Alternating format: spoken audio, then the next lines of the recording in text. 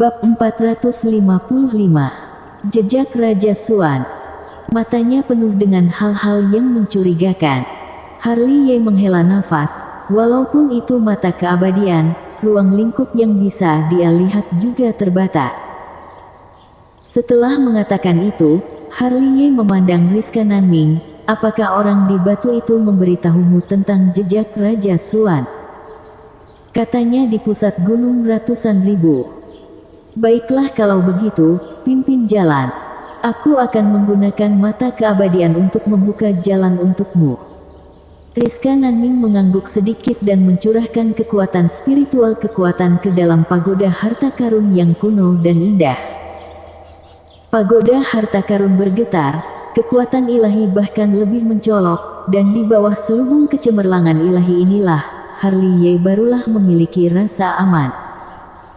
Setelah mengatakan itu, keduanya melangkah ke tanah berdarah.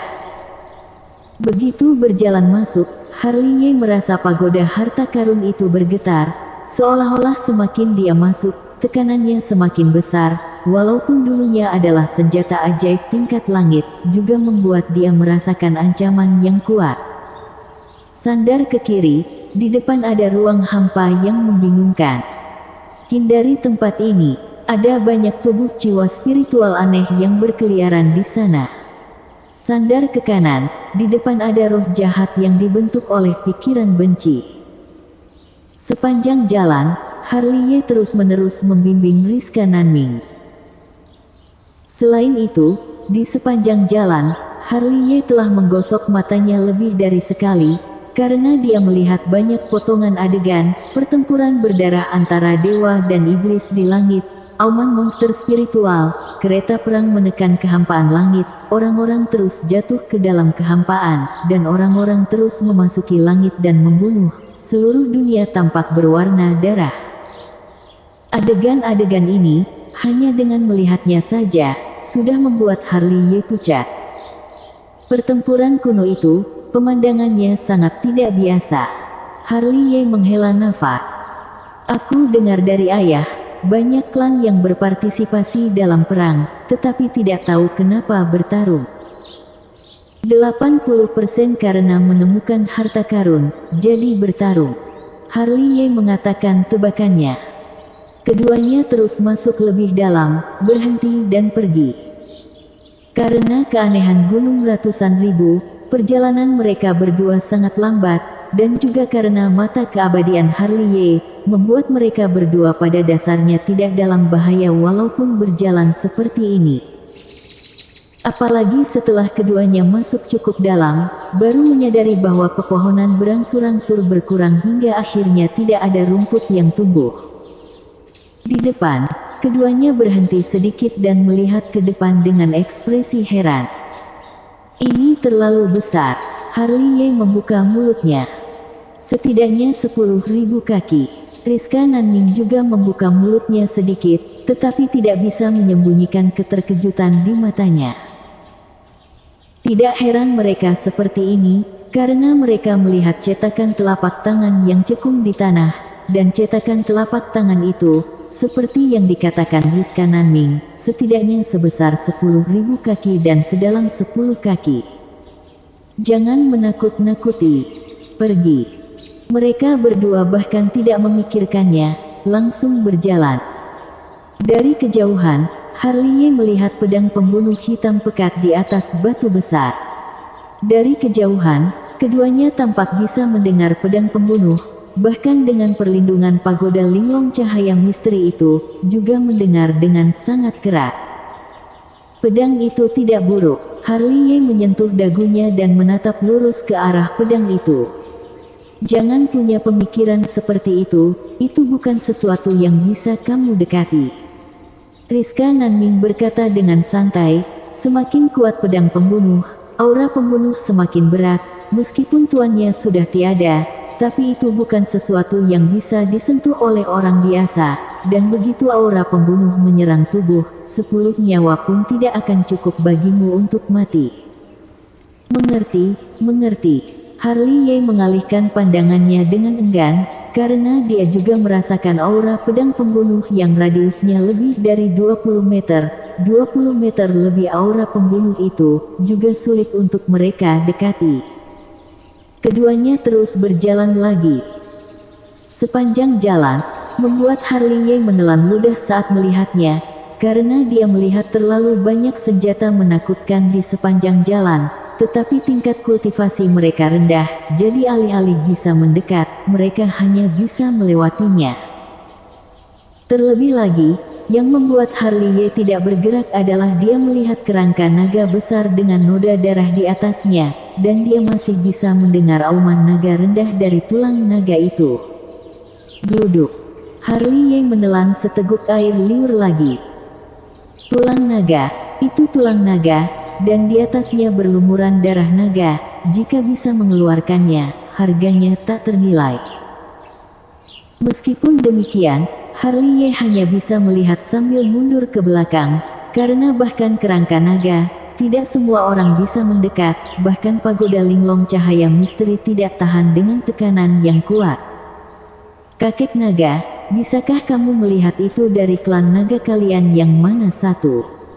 Harley masih menatap tulang naga besar itu, tetapi dalam hatinya memanggil naga kuno mistik melalui 9 tubuh bayangannya. Namun, yang membuatnya heran adalah dia tidak bisa menghubungi 9 tubuh bayangannya. Hubungan antara tubuh utama dan tubuh bayangan terputus. Harley merasa cukup gelisah. Situasi seperti ini, Harley juga pernah mengalaminya di padang pasir. Tidak disangka, gunung ratusan ribu juga dapat memblokir hubungannya dengan tubuh bayangan.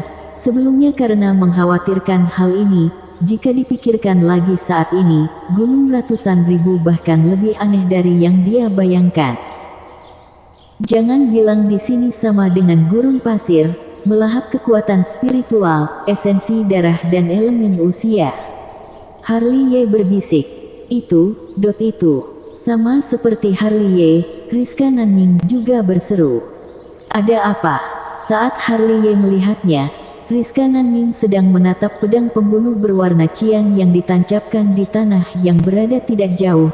Meskipun jaraknya jauh, Harley samar-samar bisa melihat darah hitam di pedang pembunuh. Masih mau bilang aku, kamu juga tergiur? Harley berkata dengan nada aneh. Itu pedang ayahku. Kriska Nanming menjadi sangat bersemangat, dia berjalan ke sana tanpa mengucapkan sepatah kata pun. Sialan, pelan-pelanlah.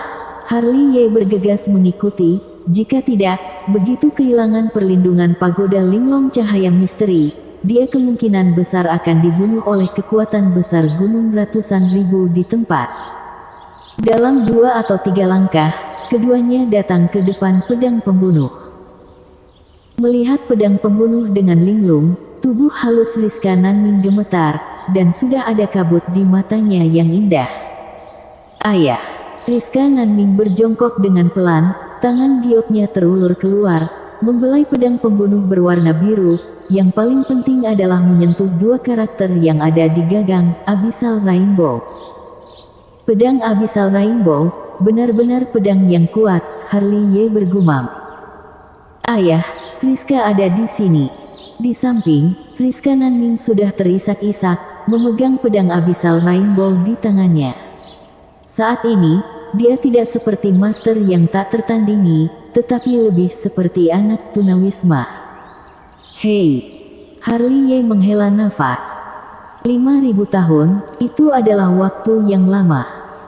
Mungkin, bagi Kriska Nanming, 5.000 tahun itu seperti mimpi. Hanya saja saat bangun kali ini, semuanya telah berubah.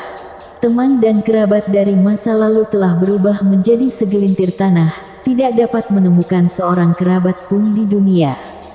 Pada saat ini, tidak peduli seberapa kuat dia hanya orang yang kesepian. Menarik kembali pikirannya, Harley pertama-tama melihat sekeliling, dan kemudian menepuk bahu Kriska Nanming. Ada darah di pedang ayahmu. Mungkinkah dia bertemu monster menakutkan di sini? Dibandingkan Kriska Nanming yang terlihat sedih, Harley tetap lebih tenang. Pasti begitu. Mendengar apa yang dikatakan Harley, Rizka Nanming buru-buru menyeka air matanya. Pedang ayah tidak pernah meninggalkan tubuh, pedangnya tertinggal di sini, pasti di sini bertemu dengan eksistensi yang mengerikan. Segera, Rizka Nanming bangkit, perlahan bergerak maju dengan pagoda linglong cahaya misteri. Sepanjang jalan, dia melihat sekeliling dengan gugup, berharap melihat sosok yang dikenalnya dalam ingatannya. Dan dalam hatinya diam-diam takut, dia takut apa yang dilihatnya adalah tumpukan kerangka. Namun, mereka berdua melangkah maju hampir 10.000 kaki dan tidak pernah menemukan jejak Raja Suan lagi. Berhenti. Entah kapan, Harliye mendengus pelan, melihat ke tanah dengan mata menyipit, karena dia menemukan jejak kaki di tanah.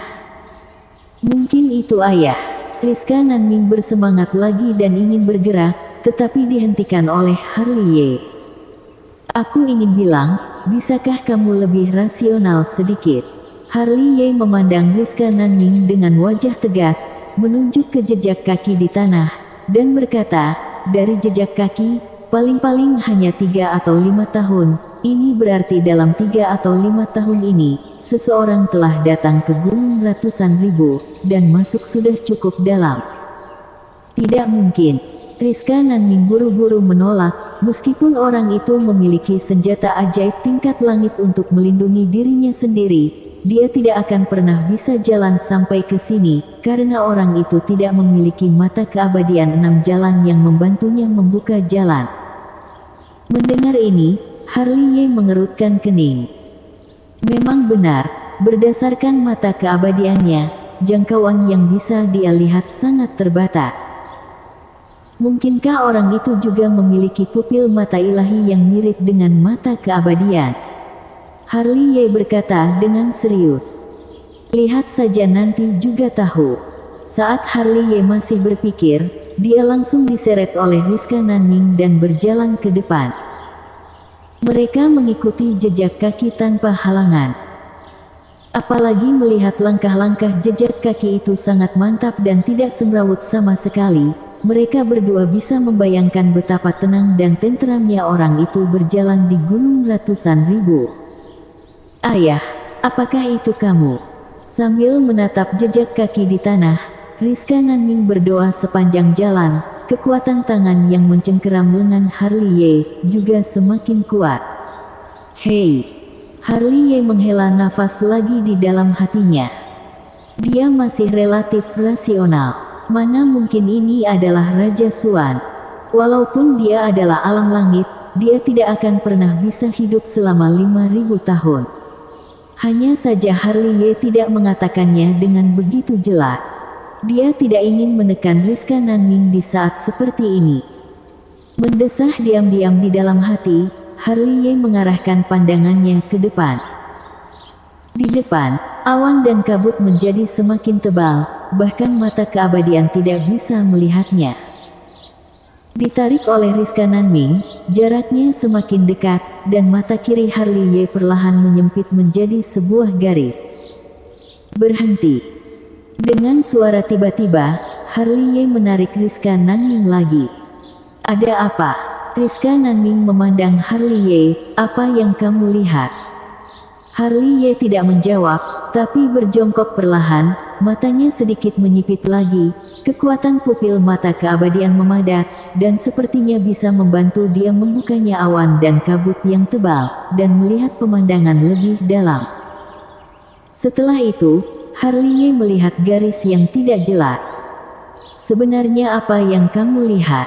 Di samping, Rizka Nanming bertanya lagi, menatap Harliye dengan tatapan penuh harapan, berharap mendapat jawaban positif dari Harliye. Itu adalah orang, Harliye berkata. Bersambung.